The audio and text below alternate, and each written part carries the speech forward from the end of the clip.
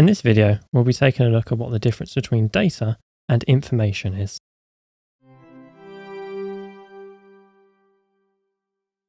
Data is raw facts and figures that do not make sense on their own, as they lack context. Some examples of data are 100, 2.4, Leo, £4.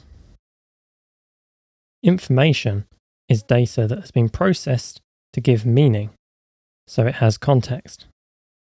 An example of information could be there are 100 items for sale, 2 plus 0.4 equals 2.4, I have a friend called Leo, or the shipping fee is £4.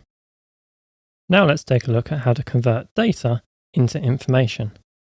Here we have some data in a common tabular format. However, there are no headers available. We can see here that we have 3 separate rows, but we don't know what each field or each column is associated with. For example, we don't know what the value of no is. By adding in the table headers, we now have enough context to know what the data is. And now the data becomes information. This table format might look similar to what you might find in a spreadsheet program. Once we've turned our data into information, we now have knowledge, which allows us to make decisions and rules based on the data that are available to us. For example, the value 2. There are 2 items in the basket. £2.